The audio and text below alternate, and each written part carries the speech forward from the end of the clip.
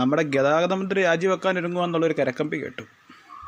ദൈവമേ, ഇനിയേലും ബോധവും വിവരമുള്ള ഒരുത്തനെ ആ സ്ഥാനത്ത് പിടിച്ചിരുത്തണം കേട്ടോ. ഒരു ചെറുപ്പക്കാരെ കാര്യങ്ങൾ കുറച്ചുകൂടെ ലിബറലായിട്ട് കാണാനും അതനുസരിച്ച് പ്രവർത്തിക്കാനും കഴിവുള്ള ചെറുപ്പക്കാരനെ, ഇച്ചിരി ബോധവും വിവരമുള്ള ഒരാളെ ആ സ്ഥാനത്ത് പിടിച്ചിരുത്തണം എന്നാണ് എൻ്റെ ഒരു പേഴ്സണലായിട്ടുള്ള അഭിപ്രായം. അല്ല, വേറൊരു കാര്യമുണ്ട് കേട്ടോ, ബോധവും വിവരമുള്ളവർ ആ കൂട്ടത്തിലില്ല. കുറേ വെള്ളയടിച്ച കുഴിമാടങ്ങൾ മാത്രമല്ലേ ആ കൂട്ടത്തിലുള്ളൂ, അല്ലാണ്ട് ബോധവും വിവരമുള്ള ആരെങ്കിലും ആ കൂട്ടത്തിലുണ്ടോ? എന്നാലും ഒന്ന് ആഞ്ഞ് ചെകഞ്ഞ് നോക്കുക, കൂട്ടത്തിൽ ഒരെണ്ണം ഉണ്ടോ എന്ന്. അവനെ പിടിച്ച് ആ സ്ഥാനത്തിരുത്തുക. മറ്റ് രാജ്യങ്ങളിലുള്ള കാര്യങ്ങൾ കണ്ടിട്ട് അതിവിടെ അതേപടി നടപ്പിലാക്കണമെന്നല്ല, കുറച്ചൊക്കെ വിട്ടുവീഴ്ചകളാവാം. നിങ്ങളൊരു സാധനം ടാക്സ് അടക്കം വിൽക്കുമ്പം അത് വാങ്ങിച്ച് വണ്ടിയെ വെക്കാൻ പാടില്ല എന്ന് പറയുന്നത് തന്നെ ഏറ്റവും വലിയ മണ്ടത്തരമാണ്.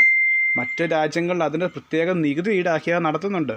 അതുപോലെ മുഴുവൻ നിങ്ങൾ വിട്ടുവീഴ്ച തരണമെന്ന് ഞാൻ ആർക്കും അഭിപ്രായമില്ല.